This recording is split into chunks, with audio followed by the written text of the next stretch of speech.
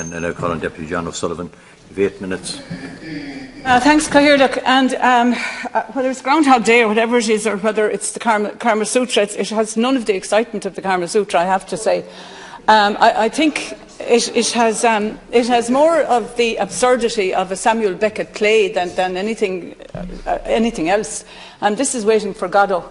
We're all taking our same positions in part 2 of the play that we took back in, and it was the 23rd of May when we had exactly the same debate with a motion from more or less the same people, with an amendment, in this case, in the last time from Fianna Fáil, in this case from the government. But exactly the same positions, apart from maybe Fianna Fáil has kind of moved around a little bit in their place on the stage, and it's a total waste of time, Cathaoirleach. We're elected in here to do business. And we're here, we don't even have an audience. The media is not even here to listen to what we have to say, because we're all saying the same things, as we said, on the 23rd of May. We're saying the same things as well, Deputy, as we said in May. And obviously the Minister wasn't going to change his position, so you said you were here to put pressure on government. But, I mean, it's very clear the Minister has made his position clear. He is putting the whole thing into a commission with the support of Fianna Fáil, and it's all contrived. It's all sent off into sometime next March, and everybody basically is playing the same game here, and it's not getting us anywhere. So I think we could have used the Dáil time a lot more effectively than we have done in this debate today. But I'm going to say pretty much the same thing as I said the last time as well, except I think there is one difference in the debate today. And the difference is the wording of the Sinn Féin motion. The Dáil Éireann calls on the government to abolish household water charges and fund investment in water and sanitation infrastructure through progressive taxation. Now that means the taxpayer. So what you're suggesting is that the people who are involved in this progressive taxation, the average industrial earner, the nurses, the bus drivers, the people, and I address this to Fianna Fáil as well, the people who already pay with their own wells or their group supplies, they're the people that you're asking to pay for the excessive use of the rich and careless. Because it's all going into progressive taxation. It doesn't matter how much water you use, it's going to be paid for through progressive taxation. The taxpayer, the income taxpayer.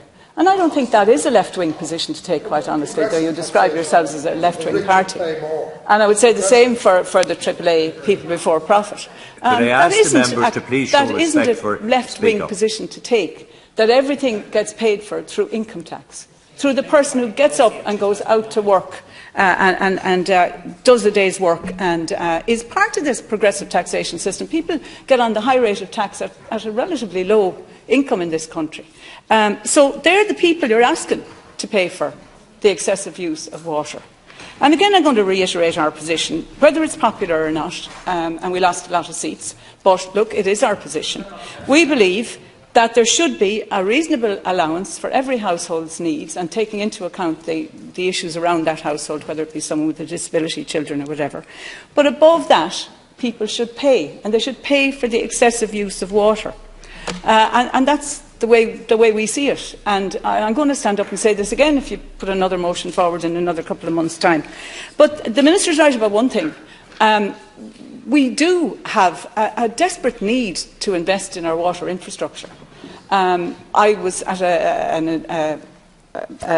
a meeting recently where a thing called social progress indicators were talked about. And Ireland does quite well in social progress indicators in a variety of areas. But one thing that pulls us way down is our water infrastructure, is the fact that we're polluting our rivers and lakes, is the fact that we've leaks all over the place.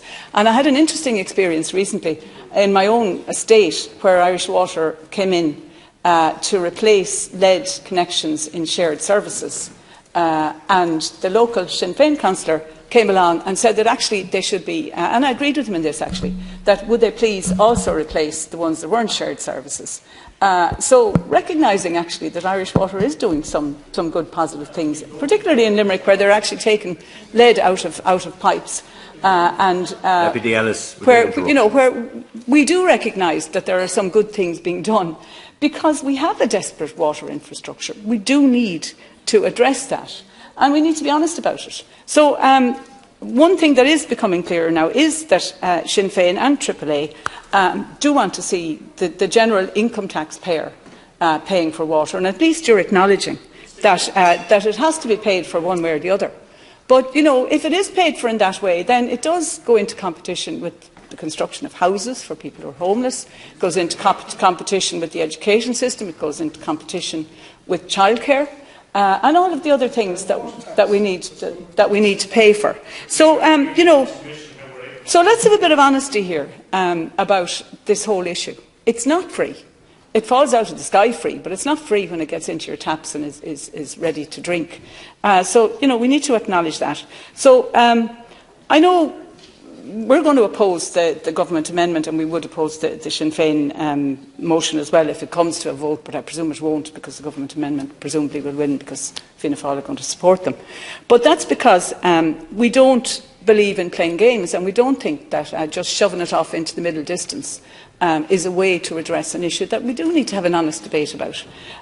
So, again, I'm putting our position on the floor of the House here, but I would have much preferred that we might have used the fairly scarce time that we have, having had a very long break, on more important, well, not so much more important issues, but issues where, you know, we can really make a difference. Because I haven't heard anyone say anything that I wasn't able to predict before I came into this chamber today, and I've no doubt that the people who are going to speak after me are going to say exactly what I know they're going to say as well.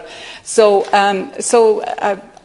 as I say, I don't actually welcome this debate, but I welcome the opportunity to again put our position on the floor of the House.